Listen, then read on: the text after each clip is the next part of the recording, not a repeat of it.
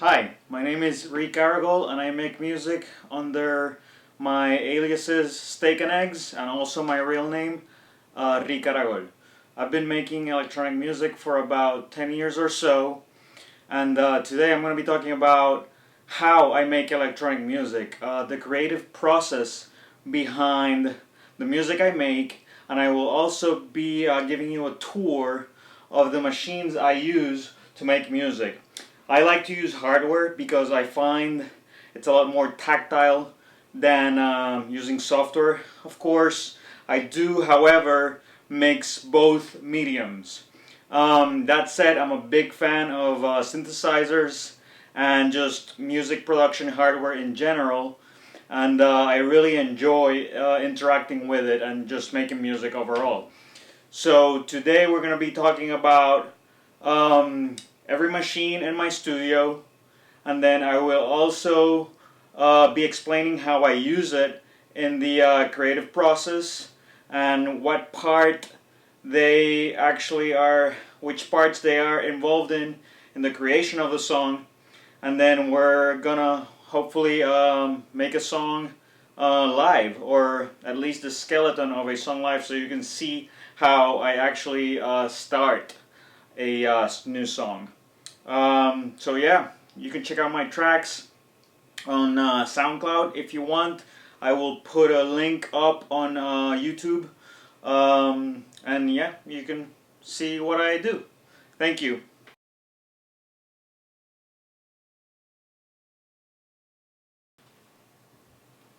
So this is a turntable, a Technics 1200 to be specific. It's pretty much the ideal turntable. It's a direct drive turntable, and it's extremely accurate. It was built in the 80s, and to this day it's pretty much the standard for playing records in every club, and pretty much every DJ in the world uses it. So I use the turntable mostly for sampling, but it's usually used to play records and to mix records between two turntables. So the idea is that you put a record in each turntable, and then you have a mixer with a crossfader that you can use to mix between records. Now, I use turntables mostly to sample. I'm going to show you a sample right now, and I'll explain the things you can do with it.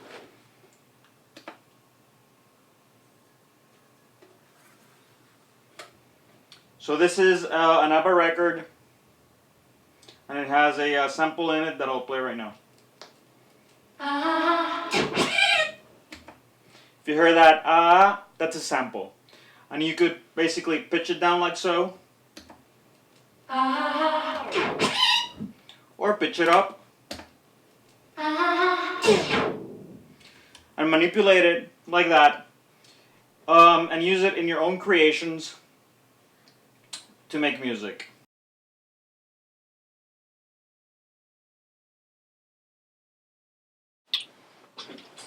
So this is the Quasimidi Sirius. It's actually a pretty rare synthesizer from the 90s, and it has that very characteristic 90s rave sound to it.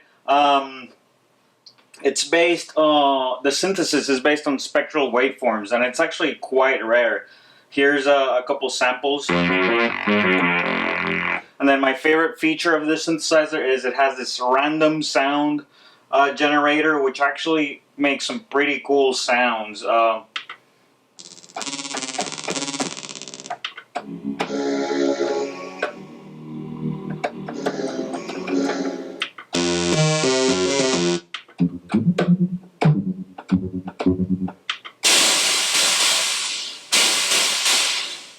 all those sounds were generated randomly. Some of them were pretty usable. What I like about this synthesizer is that it has its own built-in sequencer that you can use to make complete songs on this synthesizer alone. It's one of my main go-to synthesizers these days, and whenever I'm looking for a sound that no other synthesizer has, I usually gravitate towards this sound. It also has a bunch of patches organized by category. So these are pads.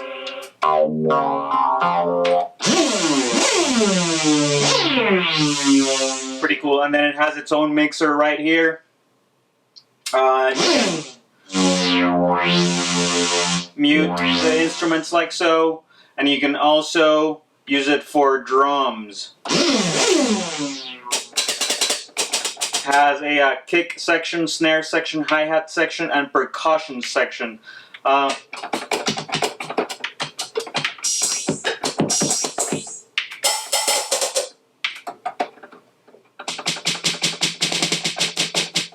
And so you can record real time, and yeah, it's a pretty cool synthesizer, and as I said, it's kind of rare. I'm really digging it.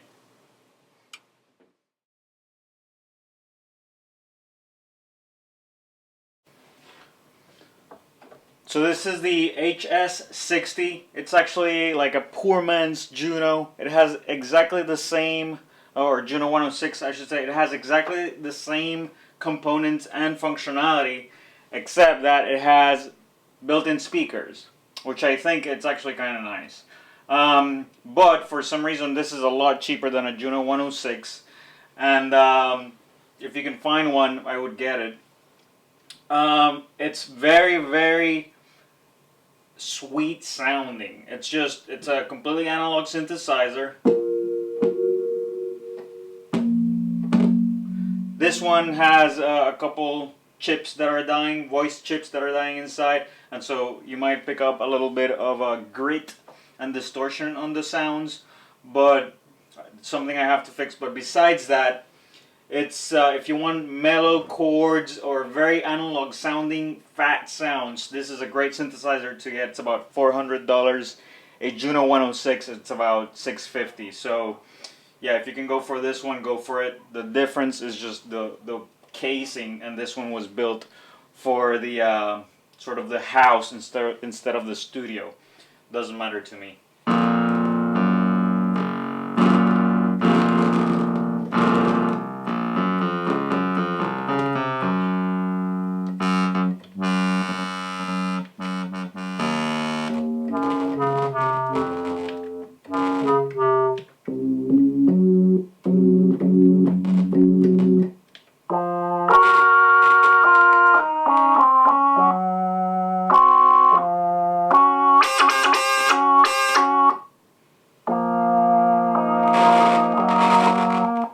Yeah, it's pretty distorted, but when I fix it, it should sound pretty great.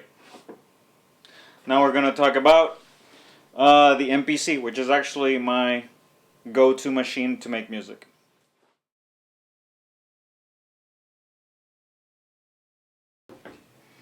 So this is the Akai MPC 2500.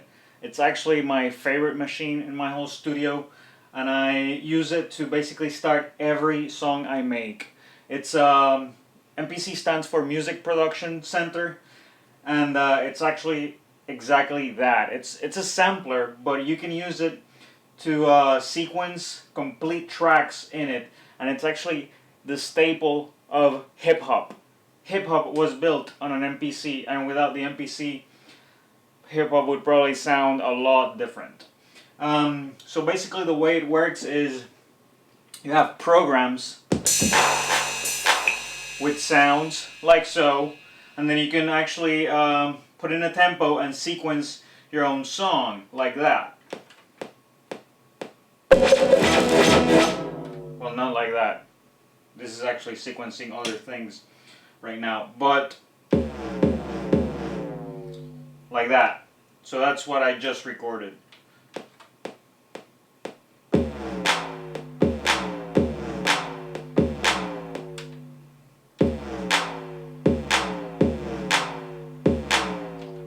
So you can build your songs one beat at a time, and then you can, if you want, add more tracks with a different program. Well, those are samples, by the way. You could have put that ABBA sample I played before, and you could have manipulated the sound drastically. You could have manipulated the sound drastically, like I'm about to do with this one violin disco sample. I'm going to show you exactly what I mean by manipulating, and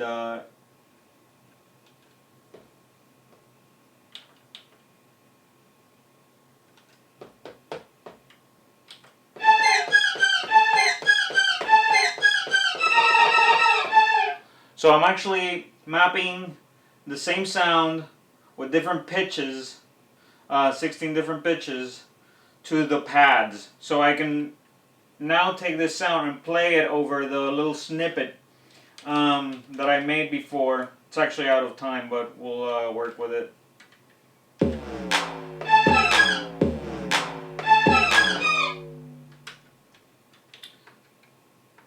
So you get the idea.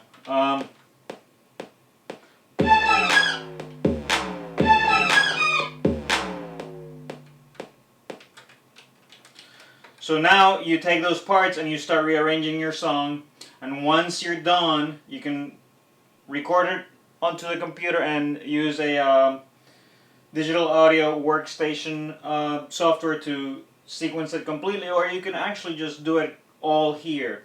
This machine can also sequence the synthesizers here in my studio. It has 4 MIDI outs, which you can use to sequence any other equipment that you want. It has 4 MIDI outs and then 2 MIDI ins that you can use to record other synthesizers onto this machine. So it's extremely useful, it's very versatile, and I think it's probably the most tactile music making machine ever made. It's very intuitive, and the user interface is just great. Once you learn it, you will never go back. It's also extremely responsive. There's a lot of software based kind of imitations out there, like the machine, for example. Maybe not imitations, but things that try to emulate what this does. However, I think you can't beat the real thing. It's just pretty awesome. It does have its limitations, but within those limitations, I think one finds a lot of creativity. So this is 100% the greatest music making machine ever invented. And I truly believe that.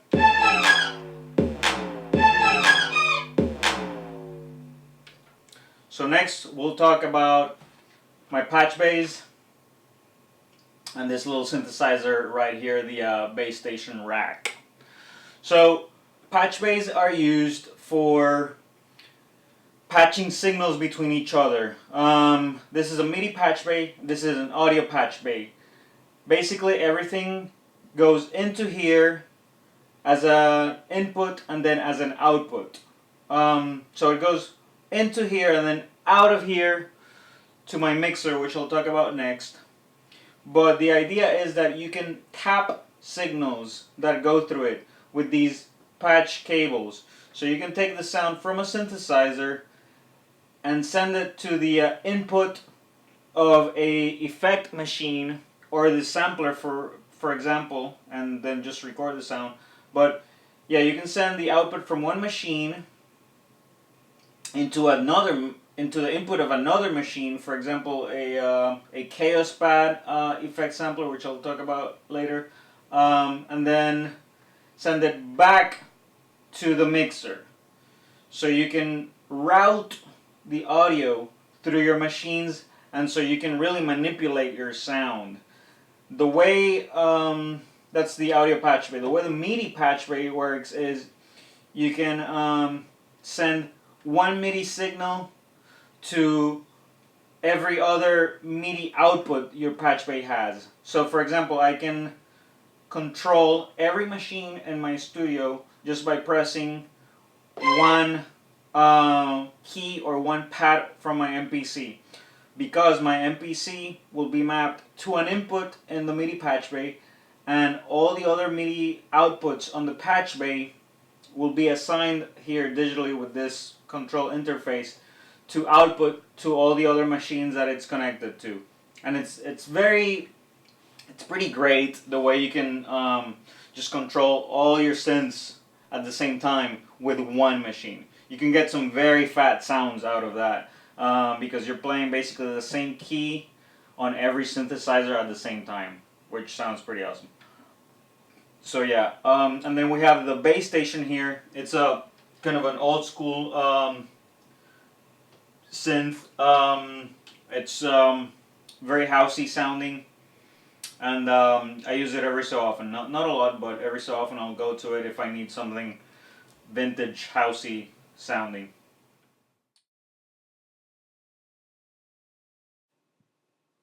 This is the Korg EA1. This was actually my first synthesizer ever, and I got it as a Christmas present back in 1999, I believe.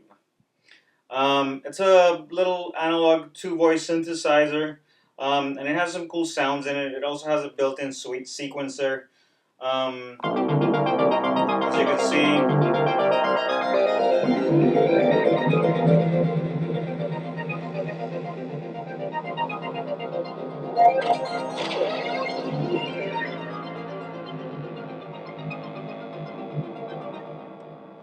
it's a nice machine, but it's fairly limited. However, for the time I got it, I thought it was amazing.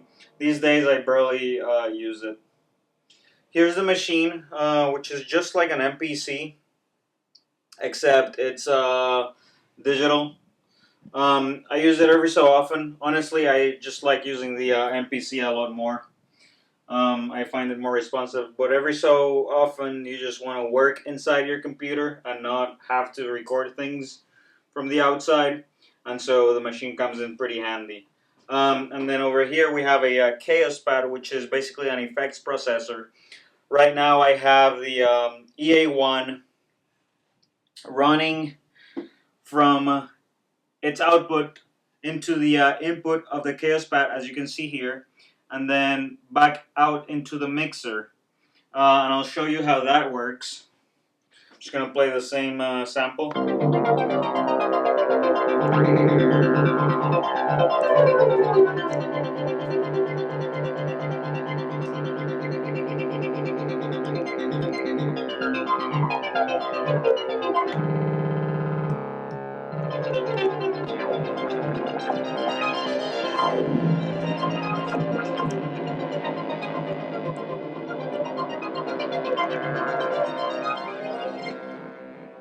So yeah, the Kaoss pad is a very tactile effects processor.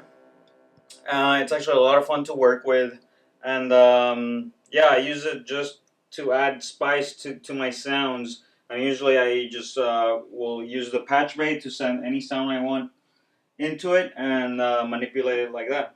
Yep. Over here are my studio monitors. Possibly the most important part of your studio. You want studio monitors that have a flat frequency. Flat frequency basically means a signal that is completely accurate and true to origin. So these Mackie HR824s have an extremely flat frequency, and therefore they're pretty good monitors. They are kind of expensive too, but if you want good sound, sometimes you just have to pay.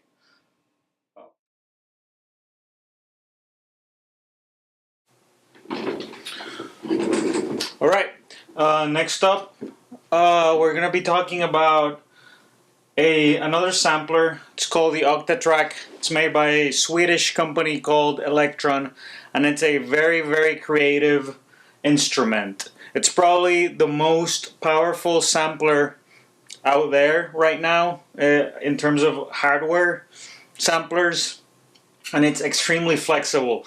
I'm gonna play a snippet of a sample we're gonna use in the track that we're gonna build, and I'm gonna show you how this thing can manipulate the sound so that it's pretty much unrecognizable from the original source.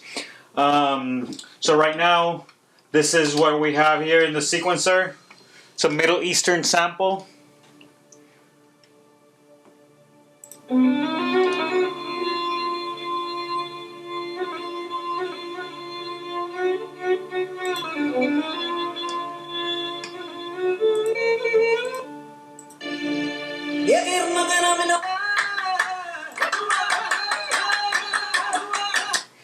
So you get the idea.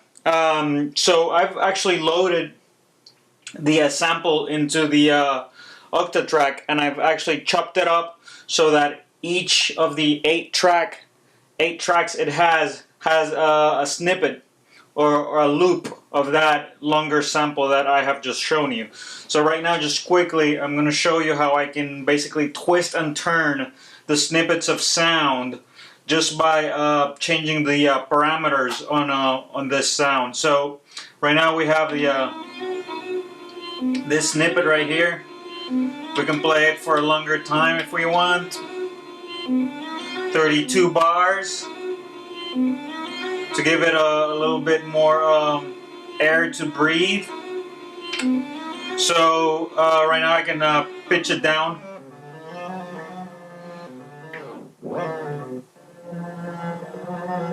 Reverse it, and as you can see, it already sounds completely different. I'm not sure if you can actually hear that. I'm gonna increase the volume here. So as you can see, it's sounding very different, already unrecognizable.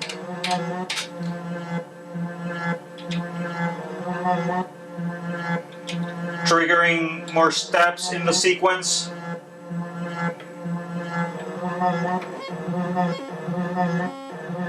Introducing sort of a digital time stretch artifacts on it, and then I can add effects to it as well, like a filter, for example.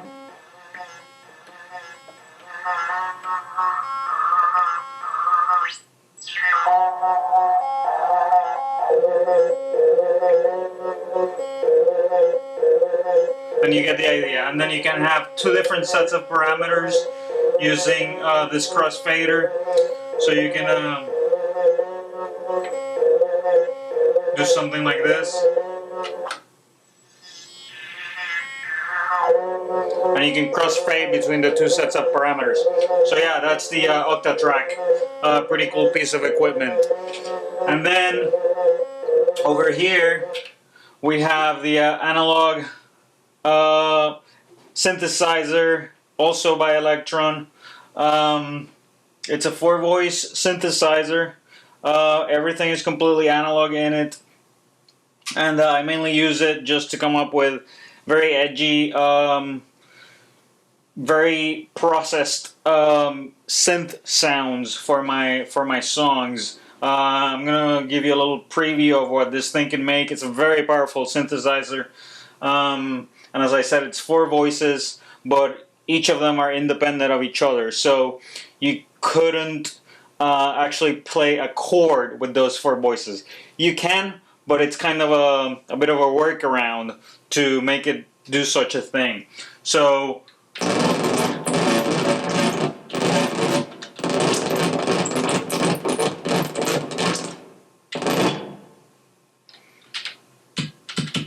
this is a bass, can barely hear it.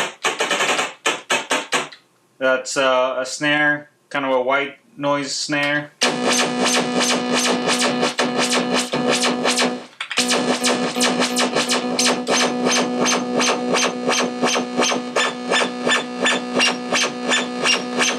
So that's the type of thing you can do. It also has a couple effects, which are very nice as well. So yeah, we'll be using all of this when we start making this song. Next up, I'm going to talk about 2 other synths, and then we'll start working with our instruments, and we'll start making a new song. Also,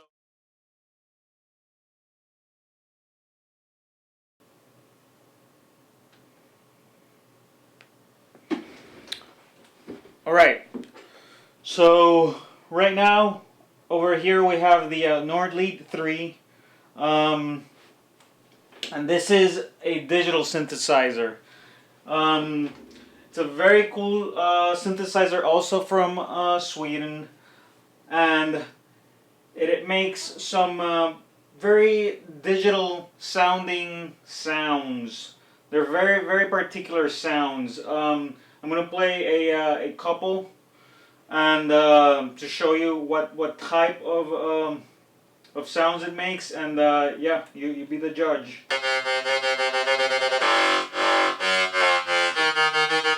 It also has a chord memory function, which I find very handy because I'm not the best piano player out there. I actually don't know how to play piano. But the chord memory actually allows you to memorize a set of keys as a chord, so each key that you play plays on that chord transposed by the key that you are playing the chord with. So right now we have this sound. Without the chord, it sounds like this.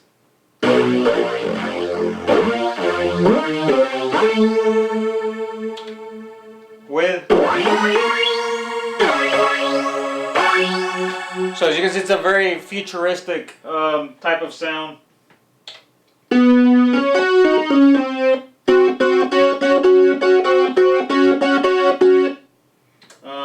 Just gonna go through a couple sounds here. The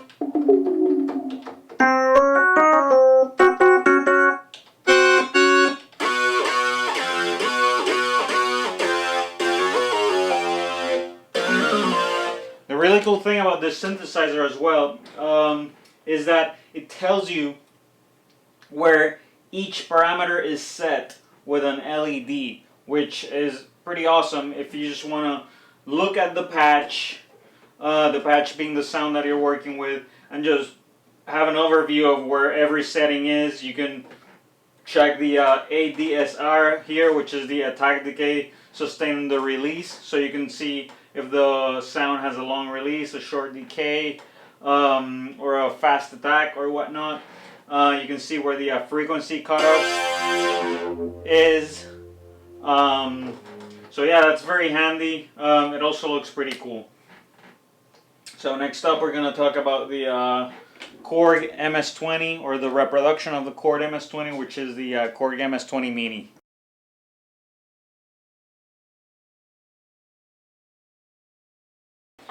Next up is the Korg MS-20, or the Mini MS-20, which is the reproduction of the classic Korg synthesizer MS-20. This thing is a monophonic analog synthesizer. It's semi-modular. As you can see, the cables here, that basically means that you can send, that it's not hardwired, and you can send parameters like frequency to pitch, or you can trigger the synthesizer with a CV from another synthesizer, or a CV sequencer. And this thing, I mostly use it to make basses. Here's a preview of the patch I have right now.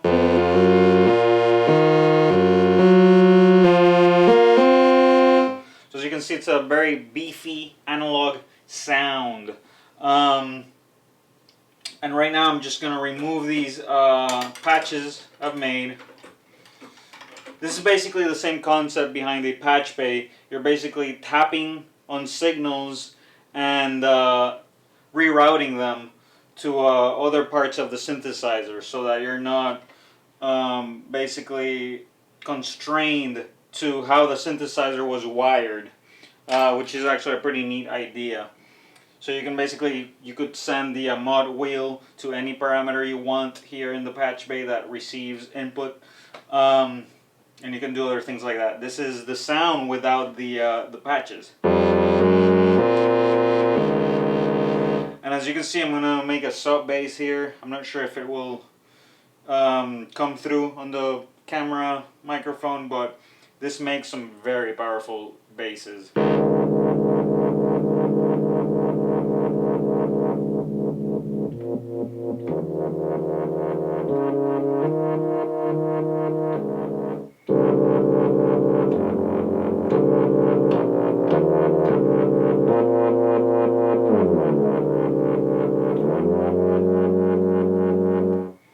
So yeah, it's a classic for a good reason, and yeah, pretty cool little synth. So now we're going to talk about the sequencer, which is what I use in the computer to record everything. Yep.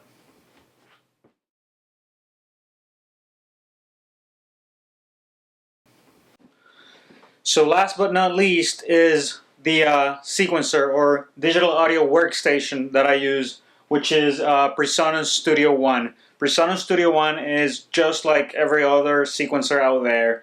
It's just like Cubase or Ableton Live, although Ableton's maybe a little bit different on the way it works. But essentially, they're almost all the same. I come from a Cubase background, and Presonus Studio One, as I understand, was created by Cubase developers who thought they could improve upon Cubase because honestly, Cubase is a little bit bloated. So they kind of simplified everything and combined workflows from Ableton into Presonus Studio One, and this is what they came up with. But in all honesty, you can pretty much use any sequencer you want as long as you're comfortable and you like it. You know, the tools don't matter. It's just the end product what matters. So this is a song I've actually already finished. It's on SoundCloud if you want to check it out. I'll just give you a little showcase of how it sounds. So it's a techno song, and everything has been sequenced per tracks, and there's automation, effects, and lots of little edits and snippets that have been cut from my synthesizers and put into the song and the sequencer.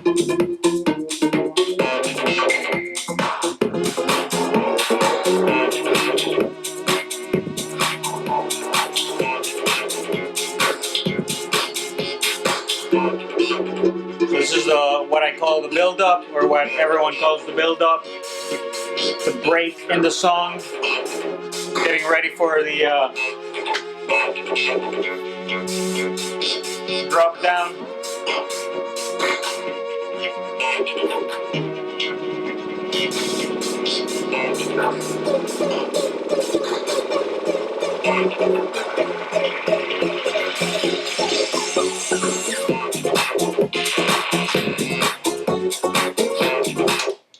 So yeah, this is where the final product is composed, and this is basically what renders the final output, which is your song that you will hopefully eventually send to a label, or that you'll put on SoundCloud, or you know that you'll just listen on your own forever.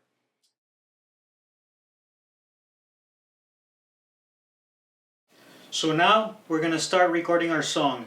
First, I like to start with the rhythm. I usually keep a couple programs on my MPC with all kinds of sounds from kicks, snares, hi-hats, and other variety of percussive sounds. And I use my MPC to basically lay the foundation of the track. I will record a kick, usually 4 on the floor, a snare, hi-hats, and basically I'll create a groove in order to start creating my song. Usually when I start making a song, I don't really know if I'm going to create it under my alias Steak and Eggs, which I use for the harder, stronger techno stuff, or if I am going to create the song under Caragol, which I use for the mellower techno stuff, but I also use that alias for like hip hop and other projects. So right now we're gonna check out some of the programs I have, and basically we're just gonna start creating a groove, if you will. One thing to note too is that I usually work between 126 BPMs and 130 BPMs. This is the speed I like to work at. I find that this BPM gives my tracks a pretty nice groove, and I can work within those speed limitations.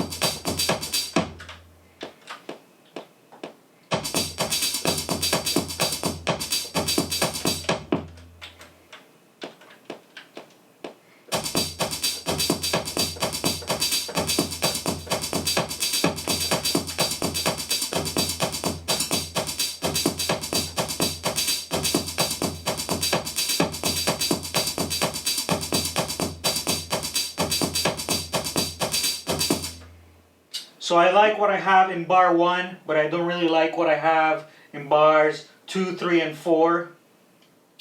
So I'm going to copy what I have in bar 1 to bars 2, 3, and 4.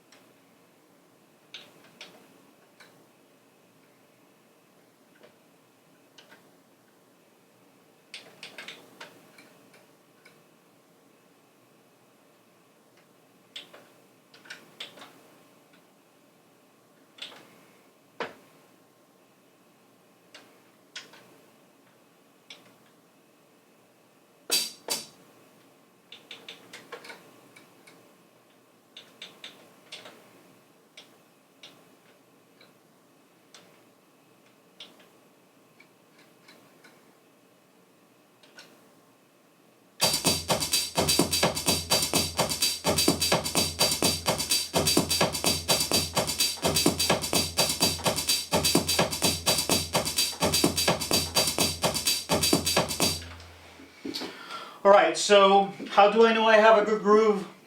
If it makes me dance, if it makes me want to move, I know I have a good groove.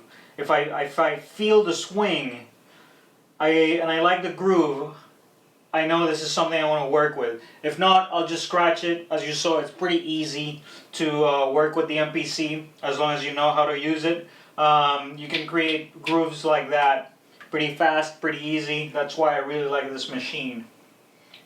So we'll keep going with more layers on the groove.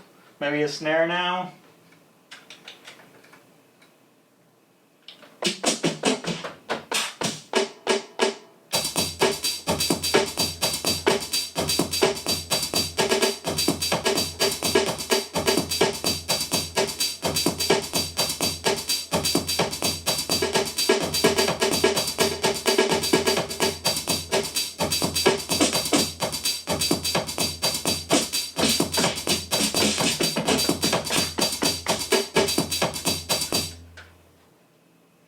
We'll probably use that snare as a secondary snare to add even more groove to the main snare, but I don't want to use that snare as the main snare because I don't like the punchiness of it.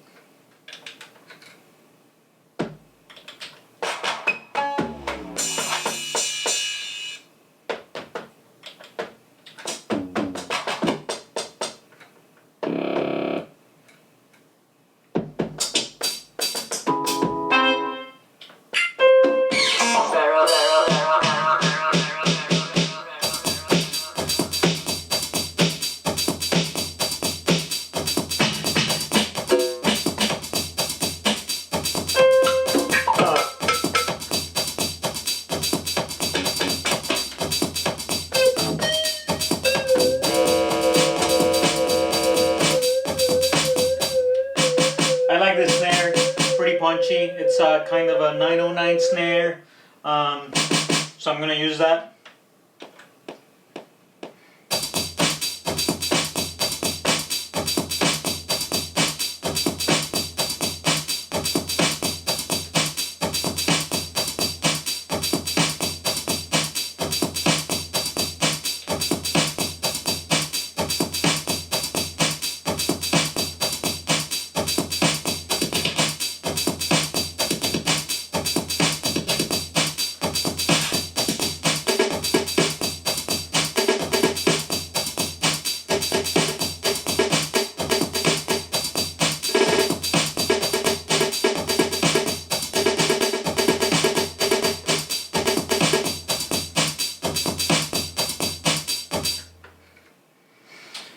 Alright, next, what I usually do is I try adding other random percussive sounds, like blocks. As you saw, I have a lot of sounds in here that I've been gathering pretty much for the last 10 years in forums, sample CDs, and primarily forums, I would say. People share a lot of sounds in forums, and if you're a member of a good community, you can really find a lot of samples that way. So I highly recommend, if you're not part of any forums, joining one, and maybe you'll be able to find some treasures like I have during the years.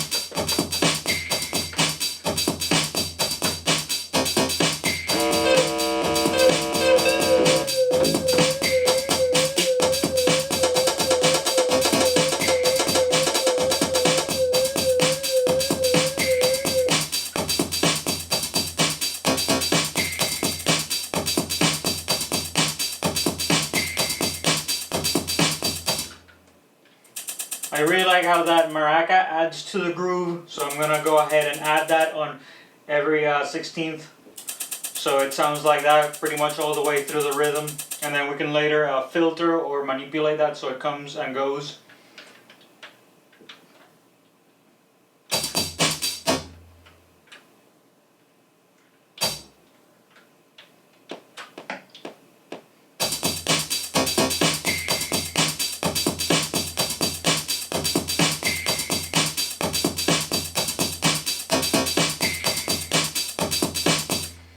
Now, I'm not quite feeling the kind of the bass, the toms bass we've added here. So I'm going to go ahead and I'm going to go to the track mute section of the MPC and I'm going to unmute that to see how it sounds without it.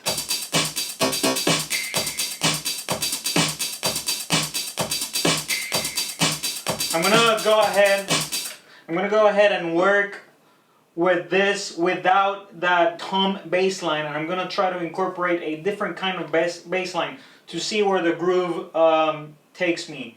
I just want to see where else we can go with this, sort of a bit of an exploration, if you will.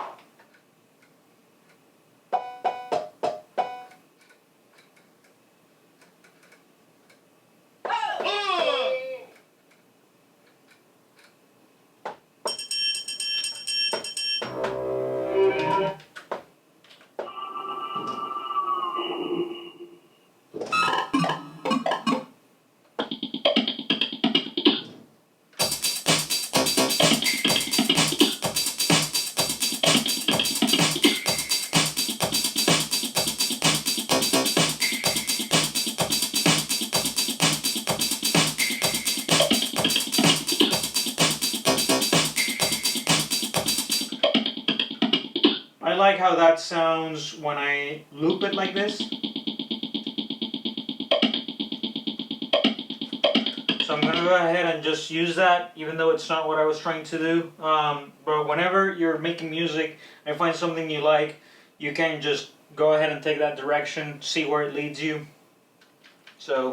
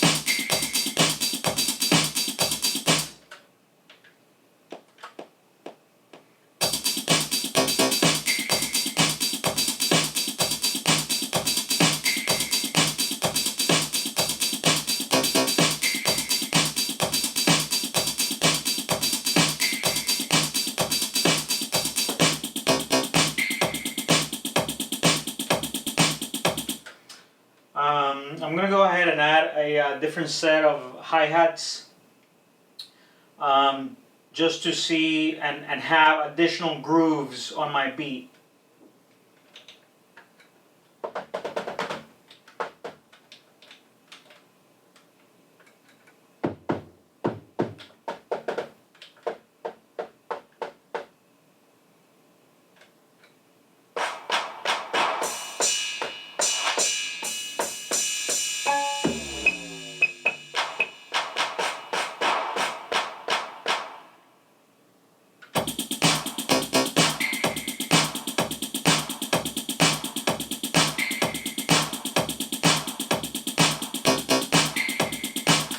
I also like how that clap sounds on top of the snare, so I'm going to go ahead and do that first.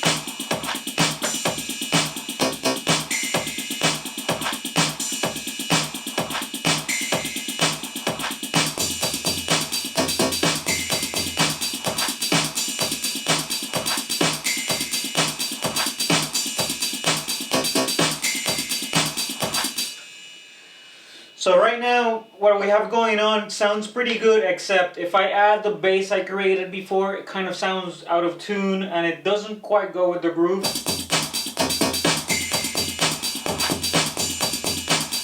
So I'm going to go ahead and just delete that track so I don't have it there taking space and taking us in the direction we don't want to go.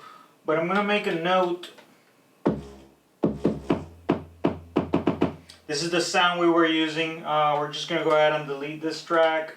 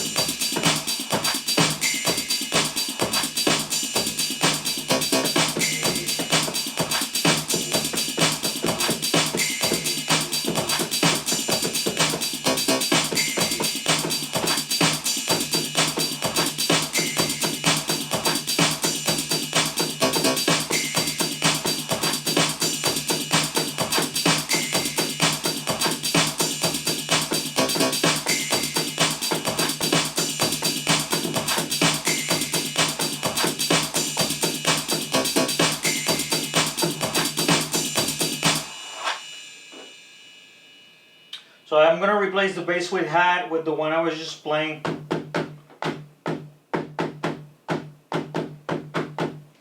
It's kind of a kick-based bass line, and I'm using 808 kicks right here. Very typical in electronic music to use 808 kicks. I like how that was grooving, so I'm gonna go ahead and I'm gonna add that right now.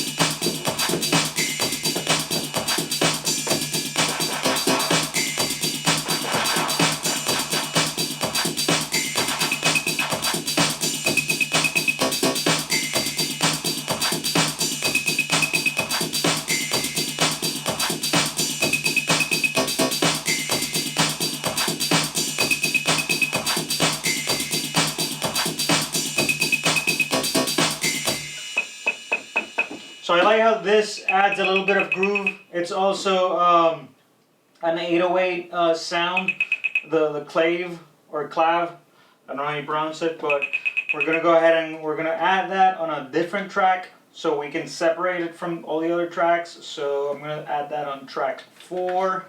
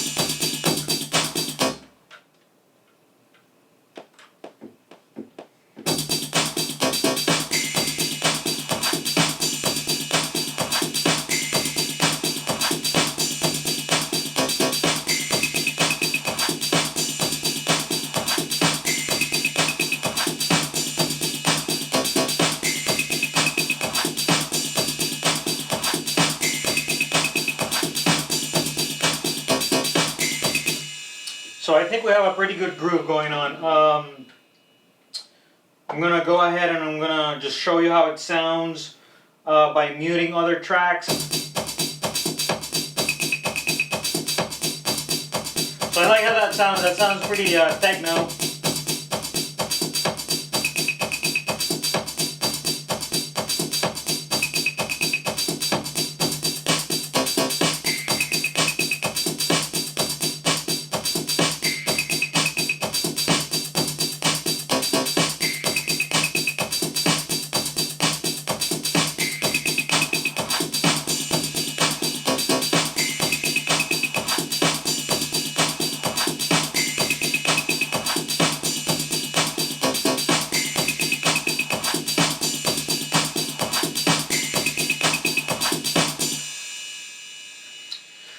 So perhaps we can add some non-percussive sounds. I do have a lot of melodic samples here. So I'm going to go ahead and maybe try to find a couple samples that sound good with this. However, most of the sounds we're going to add to this are going to be based on my synthesizers. And the one sample I showed you before that we put on the Octatrack, we're going to go ahead and use that too. We'll play that later, but for now let's try to add maybe 1 or 2 more layers to this but I like where we're going. It's pretty good.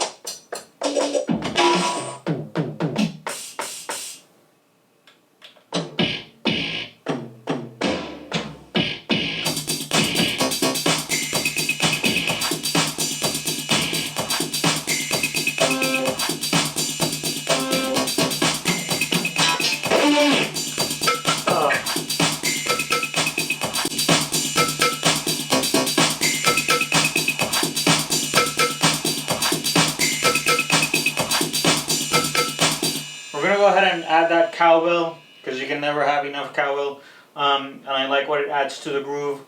However, it's gonna be sort of a sound that we might or might not use. It's optional, if you will. So we're gonna go ahead and add that.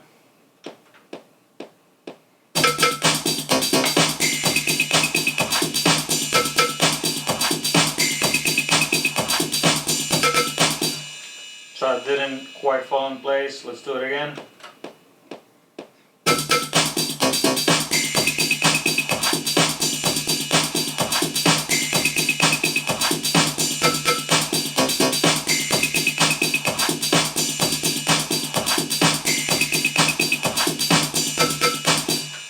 So we have a pretty good 4-bar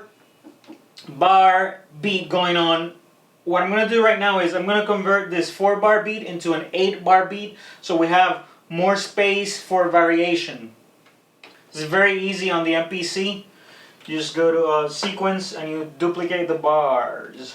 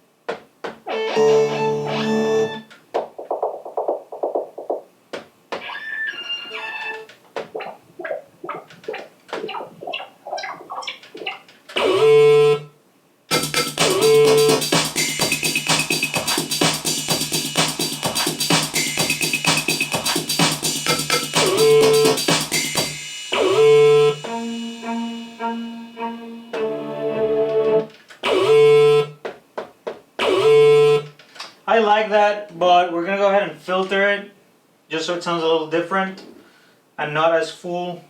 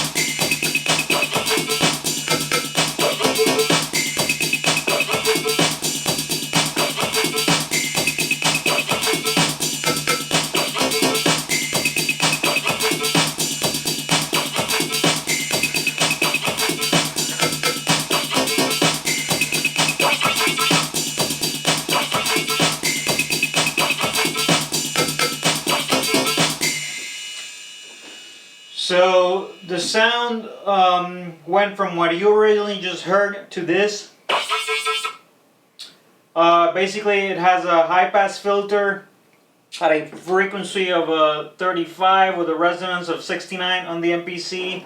And we are manipulating the filter level using an LFO, a SAW LFO, at a rate of 0.37. So that makes the sound a little different, a little edgier, a little thinner, so it doesn't occupy as many frequencies on the sound spectrum. So we're going to go ahead and add it now. First I'm going to check how it sounds when we tune it differently. Well, not like that, but one second.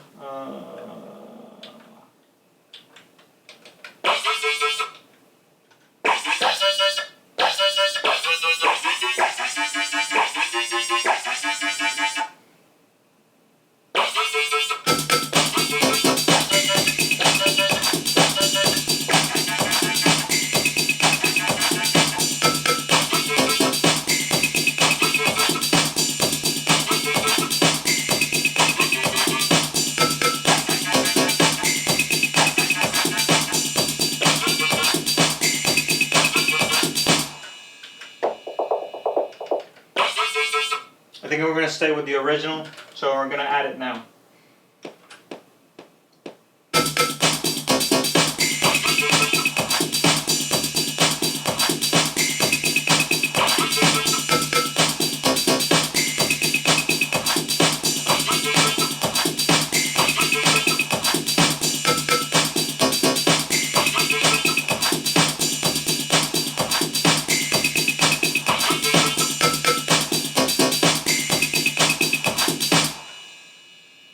We're going to try to add some effects to that as well.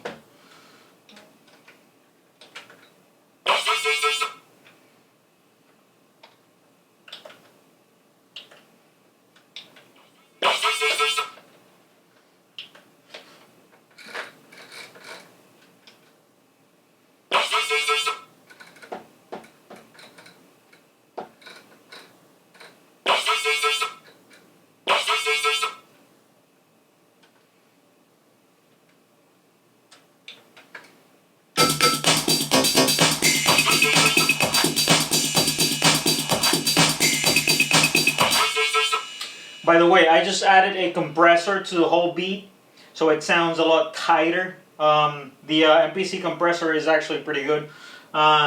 So I always like to add some compression to my beat, so it has that very powerful and tight sound.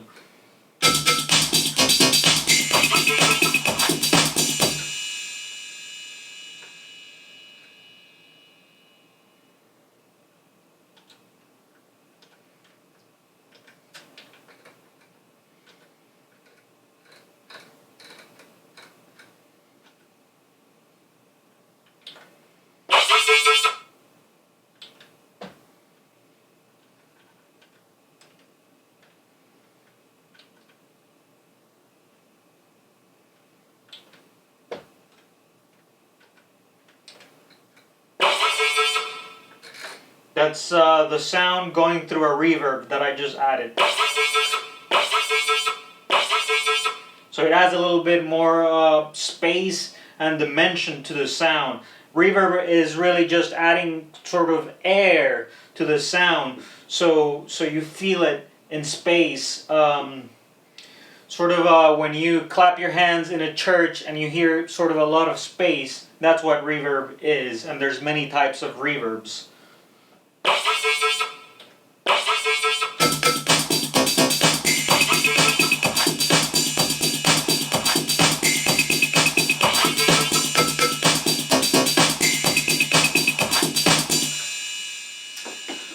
So there it is. That's our beat. I hope you like it. And we're gonna now do some stuff behind the scenes, like renaming or naming my tracks. It's just boring stuff that I do just to keep organized. And next we're going to be working with the synthesizers. Hope you learned something from this. Thanks.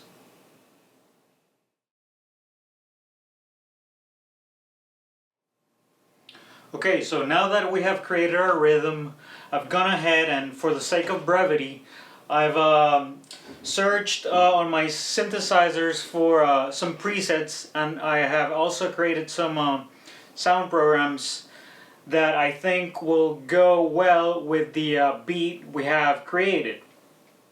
So I'm going to go ahead and show you the sounds we're going to be working with. I've also gone ahead and I have sequenced some of these sounds, and I'll show you how those sound with the beat, and here is what we have. So that's a bass line from the Sirius, and it goes with this bass line from the Akai.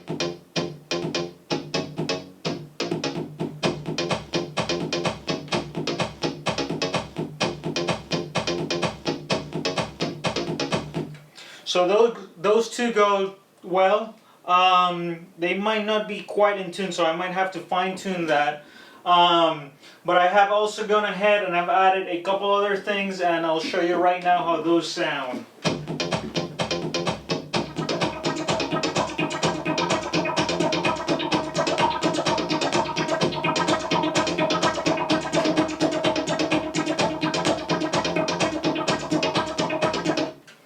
So it's a bit of an effect sound, and it basically adds a little bit of a kind of a groove and dimension to the beat and to the song as a whole. I have another sound that is that complements the other two, and this is how that sounds.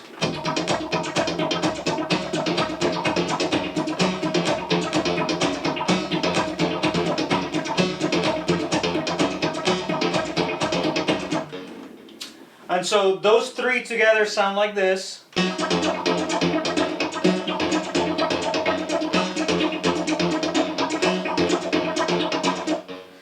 And I've also gone ahead and I have chopped the sound that we had, the sample we had on the Octatrack, and this is how that sounds.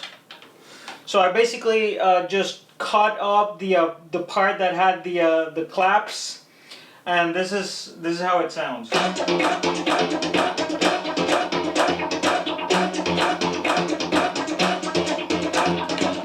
So as you can see, I've gone ahead and I've cut it dramatically. I also added a couple effects on the Octatrack, sort of chopped bits, and I'll show you how that sounds by itself without the other sounds.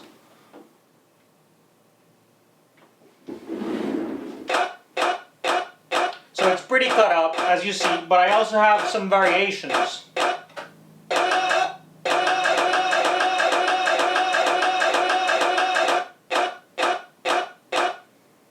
And this is how it sounds with the drums and the bass line.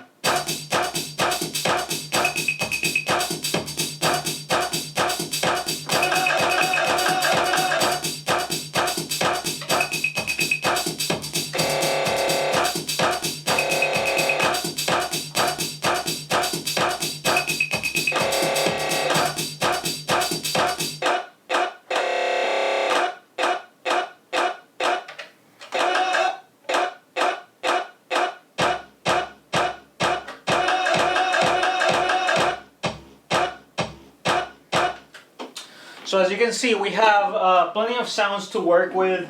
So we have those three sounds from the Sirius.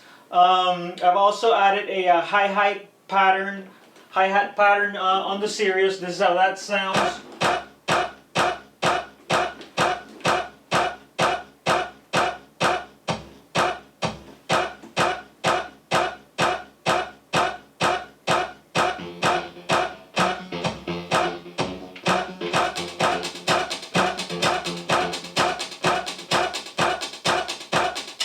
So that's coming from the Sirius.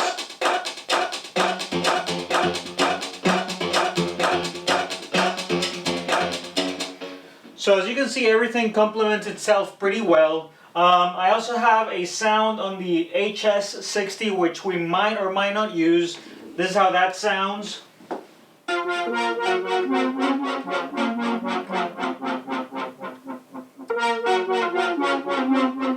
Still debating whether to use that or not. And then I'm gonna go ahead and grab this camera so you can see. I have some other sounds here.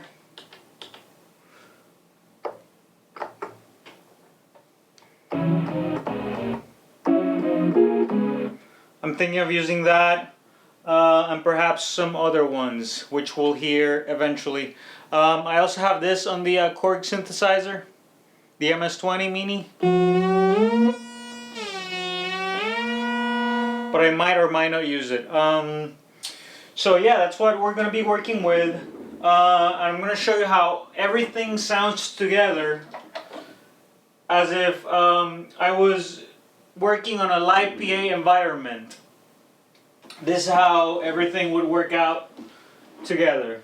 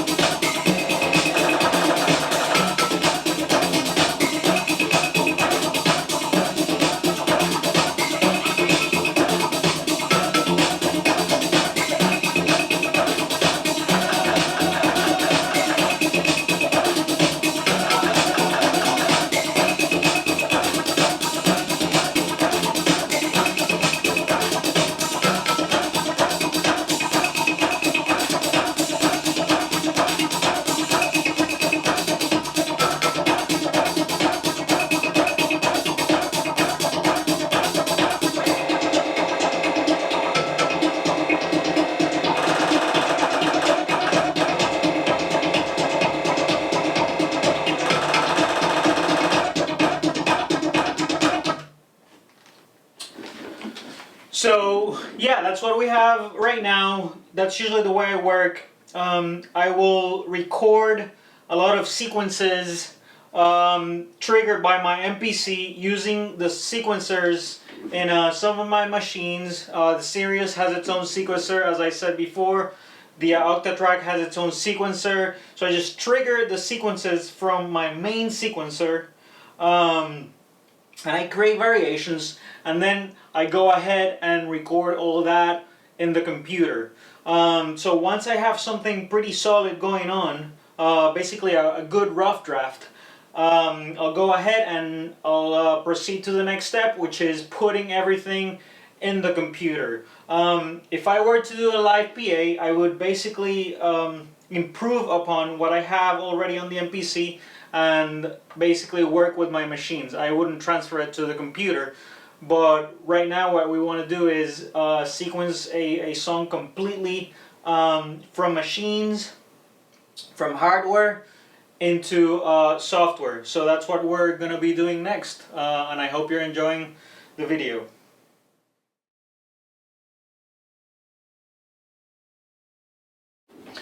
Okay, so before we begin recording our tracks into the computer, there's a couple things to note. Mainly the fact that you want to have your signal going into your sound card as hot as you possibly can without distorting.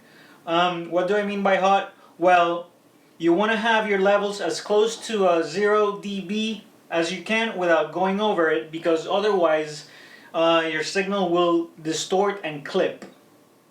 So what I'm going to do now is I'm going to go track by track from my MPC into my computer. I could also do multi-track, but I actually prefer to record each track on one track and then chop it up so that everything is on time. And I'm only using one input. That's just the way I work and I prefer it.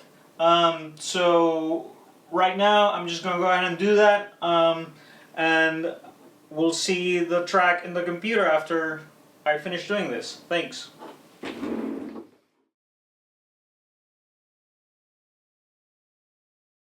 So as you can see, we have now recorded each and every track of the MPC and the Quasimidi Sirius into our DAW of choice.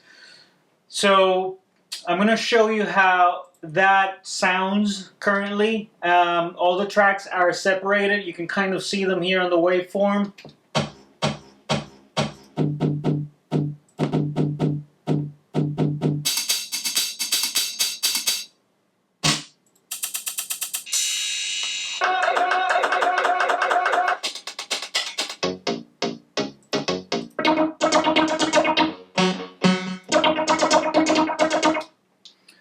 So that's how that sounds, and in order for all of the tracks to be on time, all I have to do is align my kick like so.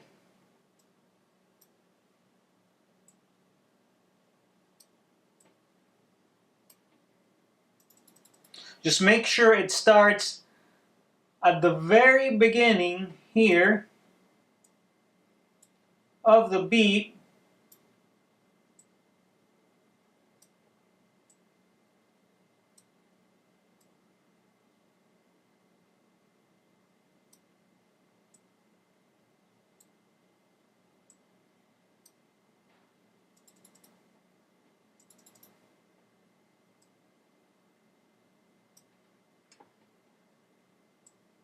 Presonus Studio One does this thing where it automatically fades the beginning of every audio clip, but I usually decrease that amount so it's really snappy. As we can see, the waveform starts right about here, a little before that, but honestly it doesn't really matter that much.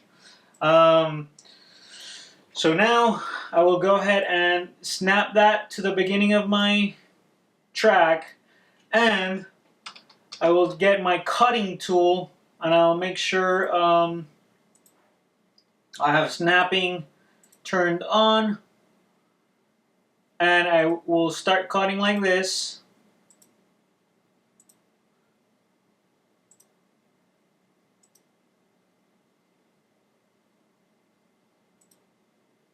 And each one of those 8-bar loops and 16-bar loops in some cases, depending whether I want to leave some breathing space after the sounds so that it's easier for me to chop things later on.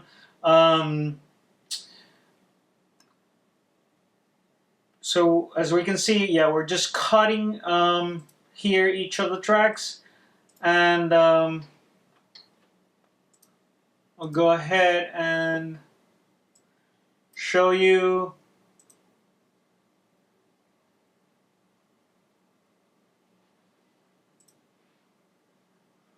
what we do after that. So basically, once we have that chopped up, there's still some to chop up, but just for brevity's sake, I'm gonna go ahead and show you what happens next. I can go ahead and put these tracks like that, and they'll snap right into time. And just to demonstrate you how that works, is I'll just play them, and you'll see that it's on time.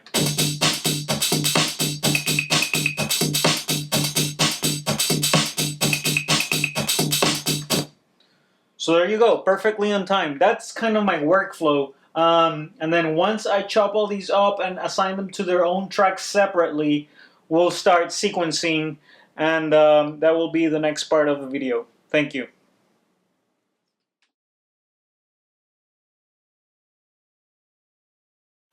So now that you've seen how I record my MPC and all my other tracks into my DAW, I'll go ahead and sequence the song behind the scenes. I'll have a screen grabber capturing everything I do, and then I'll explain what I did. I'll have to follow this process because otherwise it will probably take me way too long on video to show you everything I did. It usually takes me some 10 or 8 hours to sequence a whole song. I haven't really counted, but it's a long time. I pay great attention to detail. But once I have my track sequence, I'll go ahead and explain pretty much what I did, what EQ processes I applied on each tracks, and how everything came about. Hope you enjoy. Thanks. So, after spending about 5 or 6 hours, perhaps more, editing the stem tracks you saw before, this is what I've come up with. This is a full song sequenced. And now I'm going to go ahead and I'm going to explain what I've done in every track of the song. As you can see, there's quite a few tracks. I've actually added a couple sounds based off of the MIDI notes from other sounds that I already had sequenced, and I'll explain that in a little bit. I'm gonna go ahead and I'm gonna put this in only one screen so my screen recorder catches everything. It won't catch two screens, unfortunately, but we'll go ahead and explain pretty much every single detail about this song.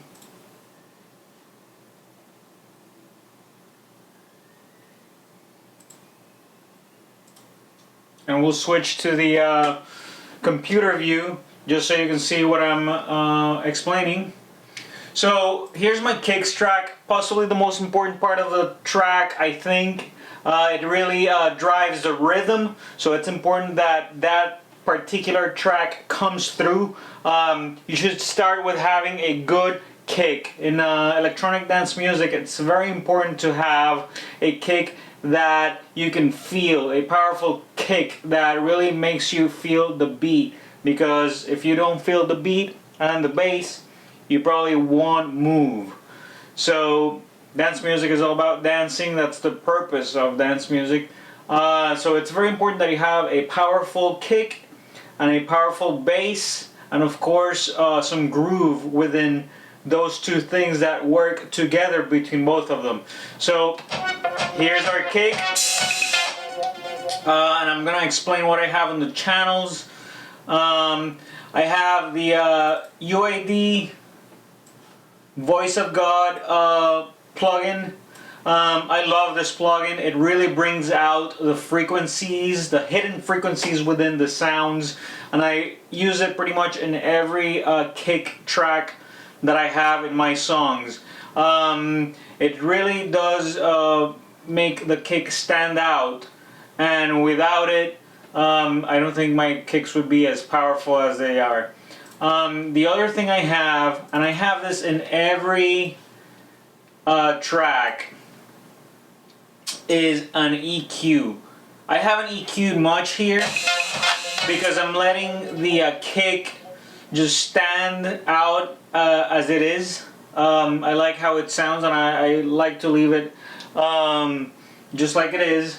So I'm not really cutting out any frequencies except a little bit at the very high end, just because I don't really hear anything there, so I just cut it out.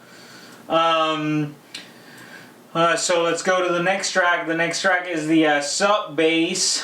The sub bass is also very important. The sub bass stands between 30 Hertz and about 80 or 90 hertz. I think maybe below 100 is okay to have a sub bass, but the frequencies of the sub bass really should hit within the 30 hertz or between 50 and 30 hertz. That's a good place to be having your sub bass hit the most. As you can see, this sub bass really works with the kick. It kind of answers the kick. So it goes like That's the sub bass. When the kick hits, the sub bass goes up, and vice versa. So you have a very good rhythm there that creates a pretty decent groove. On the sub bass, I do have a lot of EQing. As you can see, I'm cutting everything below 100 hertz with a 36 dB cut, and that's so the sub bass only hits the sub bass. Now, how do I know when I have a good sub bass? I have a simple trick, and this might sound funny, but what I do is, if I put my hands on my monitors just above the woofers and I really feel the punch, that means I have a pretty good sub bass. Another trick to do, and I've heard this before, is you wet your hands, and if the wind from the sub bass coming out of your speakers can dry your hands, you have a powerful sub bass. And those are the things you want to look for on electronic dance music production. Next up, I have my hi-hats. You heard that before from the MPC. Also just an EQ on the channel, cutting out all the bass because we don't need basses and hi-hats. The main purpose of having an EQ on every channel is that you're only letting the important frequencies of the sound come through, so that they don't clash with the frequencies from all your other sounds. Now see, sound frequencies go from about 20 hertz to 20,000 hertz. We usually can't hear anything below 20 hertz, or maybe even 25, 30 hertz, depending on your age and your hearing. But the point of EQing is that every sound has its space in that spectrum of frequencies.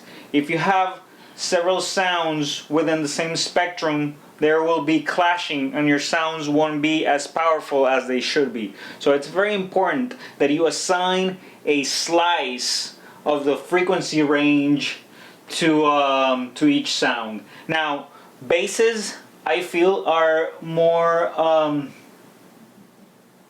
they depend more on this theory. Higher sounds can overlap easier, but basses, you have to be very careful with them, because you can get all kinds of nasty frequency clash between them, and they won't really come through your mix. So it's important that you are very careful with that.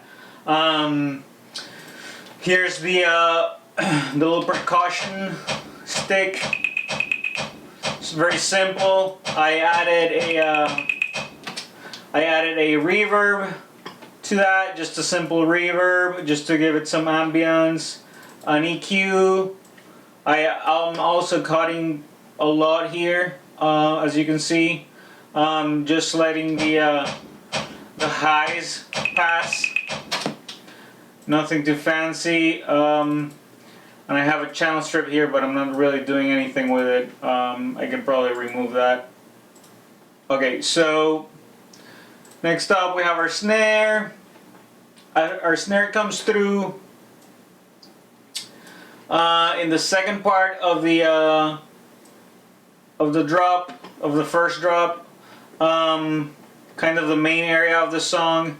Dance music is divided in kind of segments of 8 bars and 16 bars and 32 bars, and usually within the end of the 64 bar, so the beginning of the 65th bar, you have a drop that's very common, and it's done like that so DJs can mix the songs together. So there's some sort of a predictability to them.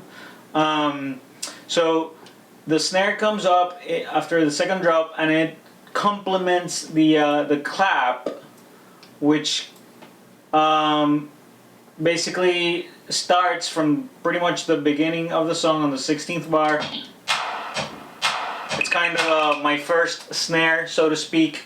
On the second drop, or I guess the first drop, you will hear both together.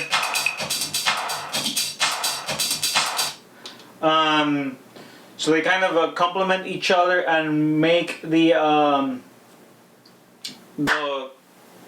beat sound a lot stronger. Over here we have some metallic effects. You heard that from the MPC as well. Just an effect, and I did put a delay on it just because it was a little dry. And I felt the delay just gave it a little bit more space. Kind of works like a reverb a bit. But you could call it a reverb with effects built in, so to speak. And then I have the other hit here. That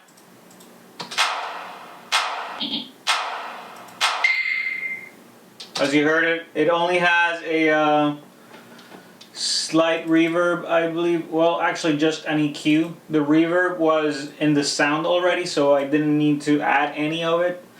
Again, EQing, you know why, I've explained. I have my 16 maraca beats. This just gives a lot of groove and busyness to the beat.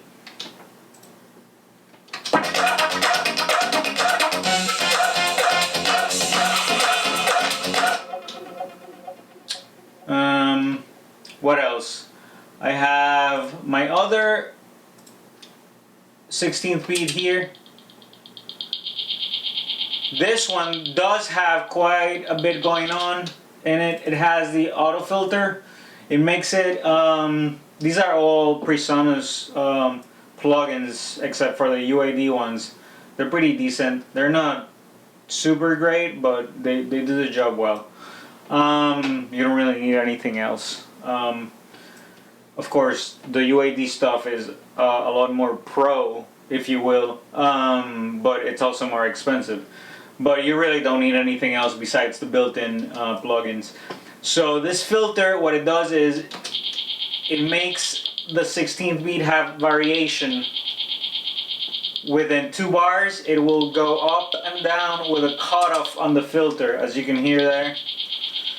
That just gives a slight variation to the beat as it's going through the song. It's kind of what I like to call unconscious change ups in the beat, and I have that there so that there's slight variations within the beat. You can't really pick them up if you think about it, but unconsciously they're there. I just have them so you don't get as tired of the beat as you would if it wasn't there. And these are things that your brain will pick up unconsciously. As I said, consciously, if you think about it, you won't even hear it, but it's there.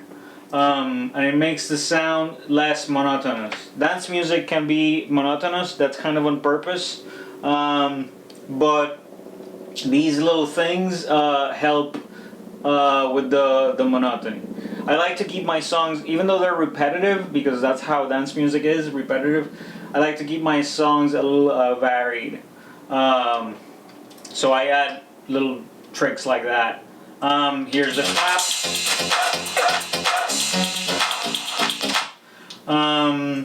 And then we have here the hi-hats we had before, or the cymbal I should say.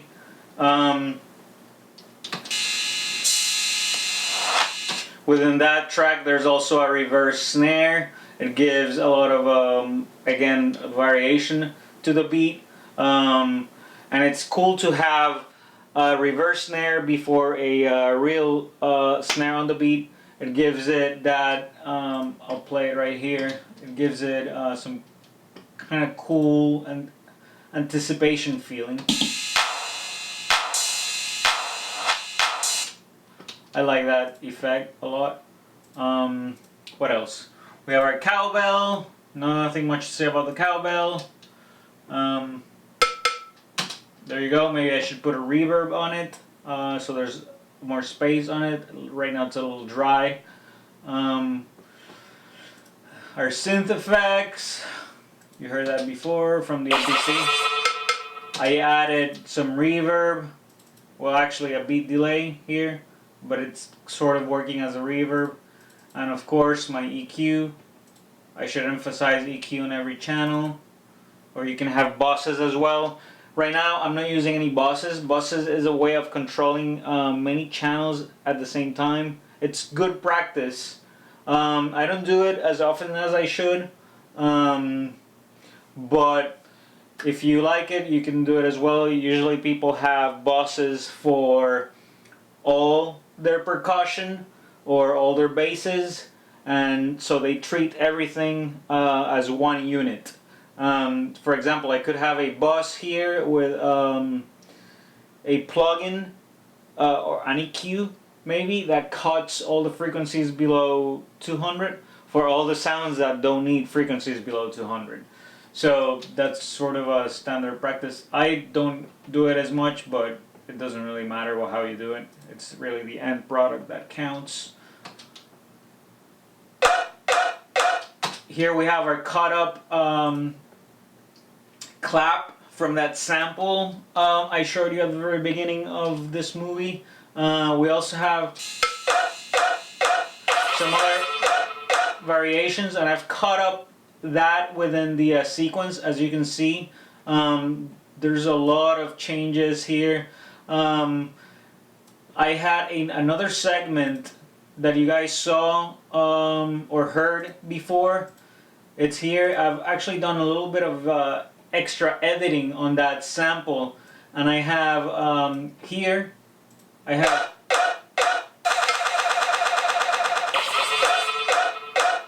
reversed it like that, and I think that sounds pretty cool.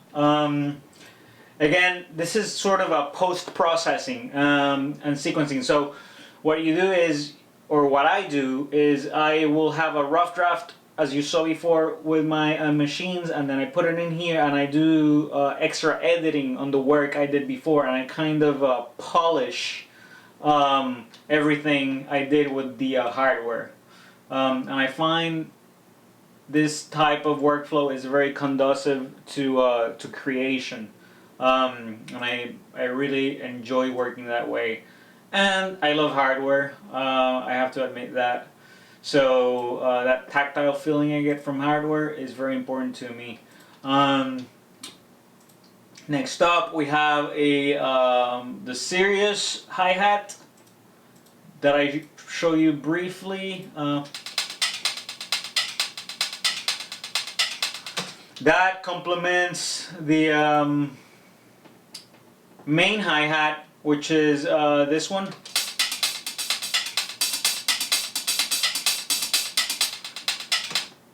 So both of them together work well, and it adds variation to the beat. Next up we have our bass line, our mid bass line, I like to call it. This is not a sub bass, it's your bass line, and it usually stands below 500 hertz, maybe a little bit higher than that, 700 hertz and below. It's basically a bass it's the bass that drives the song, and it's kind of also, it can also be the melody of the song, or I like to have melodies in my bass. And this is how that sounds. I'm using a Voice of God plugin, and I'm using an EQ. I'm cutting out the super lows, so everything under 75 I'm cutting, and everything above 8 I'm cutting as well. But as you can see, the bulk happens around here. Well, that's about 200 hertz, in that range. And that bass line pretty much drives the whole song. And I've done a little bit of extra editing, and I've kind of cut up the same bass line, and I've put another layer under it.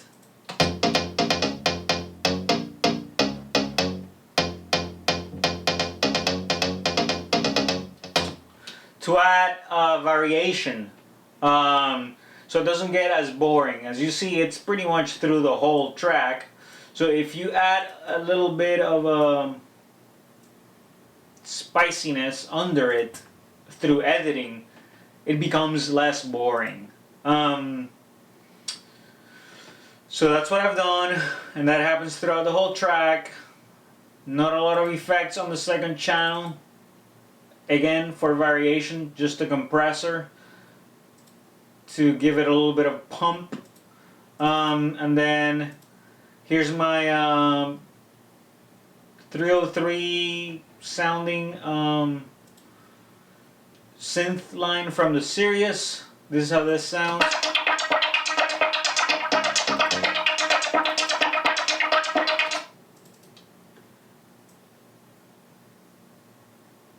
And I've put a filter again to add variation to it, just like I did on the other track I showed you. And I have also put an EQ as well.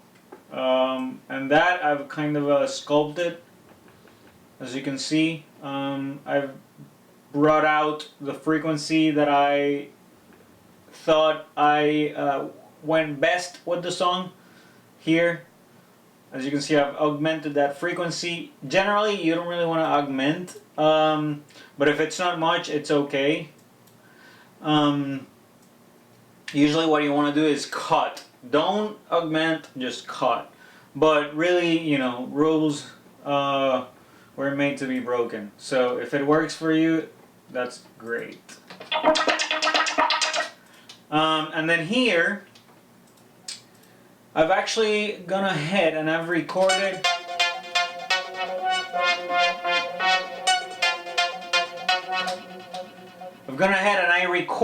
the HS60, which, as I said before, it's the same as the Juno 106, just it has speakers and the case is different. But I went ahead and I took the MIDI from one of the melodies from the Sirius, and I sent it to the HS60 to create the same melody with a different patch in order to add variation to the song as well. I thought, while I was sequencing, I thought it could use another synthesizer, another layer, possibly analog, because there was already a lot of digital stuff in there. So I went ahead and I sent that melody to the HS60, and I created a patch there, and this is what I came up with.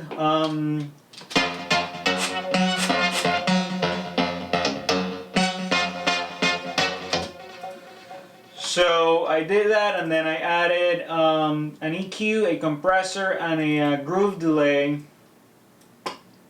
to the sound, so it adds a little bit of dimension. Yeah. So there you go. I mean, this is it. This is the whole song. I'll put it on SoundCloud so you can hear it completely. My SoundCloud is, I'll put it here on the YouTube video, and it's soundcloud.com/ri, which is RI dash Caragol, which is my last name, Caragol. I'll put it up here. I'll put a link in the description as well. So yeah, this is what we came up with. Usually after this, I'll bounce it to one track, and I will do a little bit of a mastering, so to speak. I'm not a mastering engineer, so I'm not claiming to be that. But in order to put my song on SoundCloud and just to send MP3s and whatnot, I like the levels to be as high as possible, as high as I can make them with my equipment here.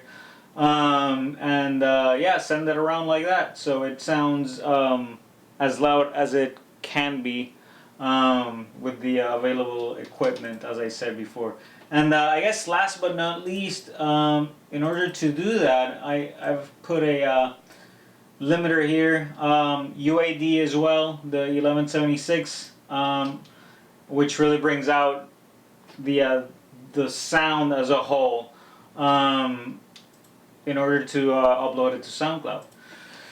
So I hope you've enjoyed this video. I hope you learned something. I certainly did. It's kind of a reflection of the creative process I go through while making music. I've been making music for a while, for a long time, about 10 years or so. But I've never actually made a video of how I record and make music. So I like to document the things I do and then review them later. I welcome any comments, any suggestions for the future, and if this goes well, I'll make more videos. Hope you learned something, and go check out my tracks on SoundCloud, and see you soon. Thank you.